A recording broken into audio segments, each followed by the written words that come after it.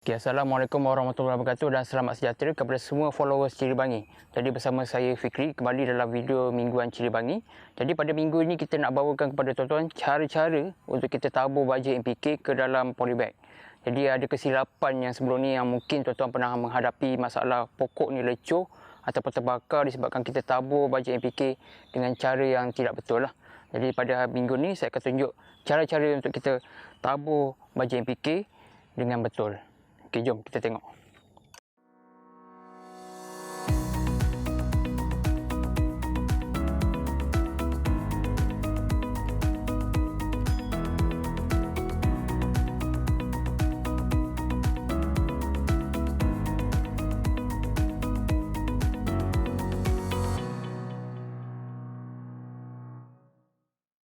Okey, sebelum saya teruskan berkenaan cara-cara untuk kita tabur baja tersebut, jadi kita akan terangkan 3 perkara penting yang tuan-tuan perlu tahu sepanjang kita nak tanam pokok cili.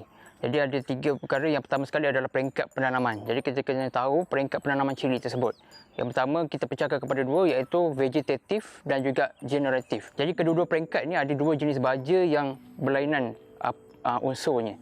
Jadi saya akan terangkan tentang baja NPK. Jadi di hadapan tuan-tuan saya ada pegang dua baja NPK ni. Jadi biasanya kalau tuan-tuan pernah beli di kedai-kedai pertanian ataupun di supermarket, biasanya tuan-tuan akan nampak pada label baja tersebut dia ada tulis baja NPK 15 15 15. Jadi apa yang dimaksudkan dengan nombor-nombor tersebut adalah pertama sekali nama baja sendiri, iaitu NPK. Jadi N itu merujuk kepada nitrogen, P adalah phosphorus, K adalah kalium ataupun potasium. Jadi manakala nombor tu mewakili nisbah yang dinyatakan untuk N, P dan K lah. Jadi kalau untuk baja NPK hijau ni yang kita kenal sebagai NPK daun juga, dia punya nisbah adalah sama. Maknanya untuk nisbah untuk N, untuk P dan untuk K adalah sama. Jadi ada perbezaan untuk baja NPK yang lain lah. Jadi untuk peringkat baja pertumbuhan ni ataupun baja daun ni, jadi kita akan bagi pada peringkat selepas seminggu kita pindah tanam pokok ke dalam polybag, sehingga pokok tu mencapai dah keluar bunga yang pertama, kita akan tukar baja NPK daripada baja NPK daun, kita tukar kepada NPK buah lah. Okey. Jadi dekat dah hadapan tuan-tuan ni, pokok cili ni sebenarnya dah peringkat dia dah keluarkan bunga dah. Dia kalau kita nampak close up dia, di tengah-tengah pokok ni, di cabang Y ni kita panggil adalah cabang Y. Dia akan membentuk Y shape kat sini. Di tengah cabang Y di celah ketiak tu adalah kita panggil bunga yang pertama. Jadi bunga pertama ni kita dah boleh beri, maknanya dah keluar je bunga pertama ni, kita boleh bagi baja NPK buah. Jadi kita dah boleh tukar lah pada peringkat tersebut sehingga pokok tu tuai ataupun sehingga habis musim penanaman. Jadi untuk baja pertumbuhan ni kita beri hanya dalam tempoh sebulan, kurang daripada sebulan saja. Jadi selepas tu kita akan gunakan sepenuhnya adalah baja NPK buah. Jadi yang paling banyak kita akan gunakan adalah baja NPK buah berbanding dengan baja NPK daun.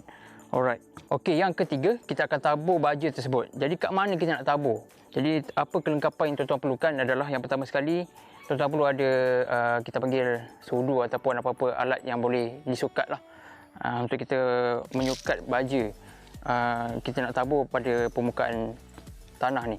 Jadi sebaiknya sebelum kita taburkan baja tersebut, kita akan gemburkan tanah ni terlebih dahulu lah.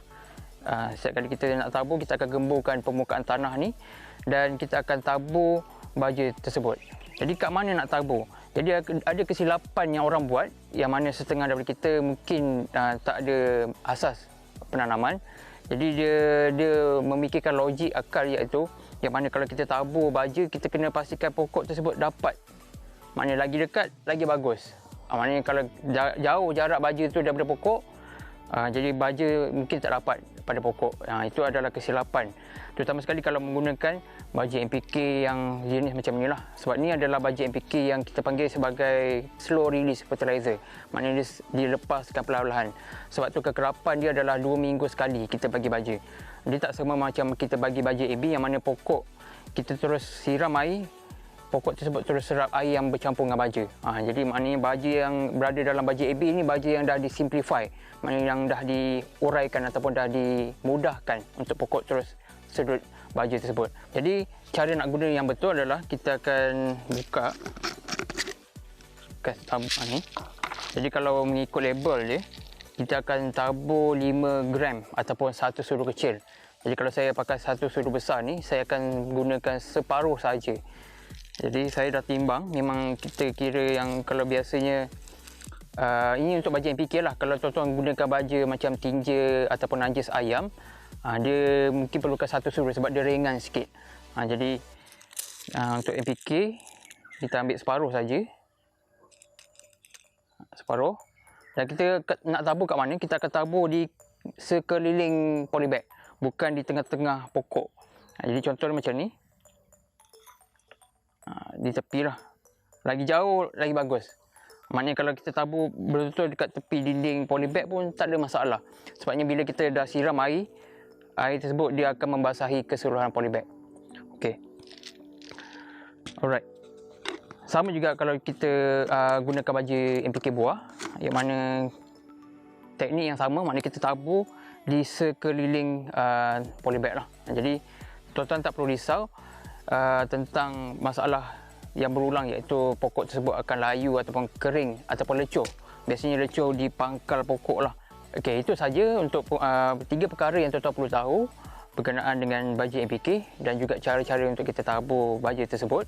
Jadi kita akan bertemu lagi dalam video yang seterusnya. Jangan lupa kalau ada sebarang persoalan boleh tanya dalam ruangan komen di bawah, dan juga jangan lupa like dan juga follow Cili Bangi untuk mendapatkan info-info yang terkini berkenaan dengan pertanian. Dan untuk mendapatkan produk-produk Cili Bangi, tuan-tuan boleh layari laman web yang berada di dalam ruangan description di bawah. Okey, jumpa tuan akan datang. Adios. Anda mahu belajar sistem fertigasi? Tiada masa untuk hadir ke kelas. Jom daftar kelas online Cili Bangi. Link kelas dalam maklumat video di bawah.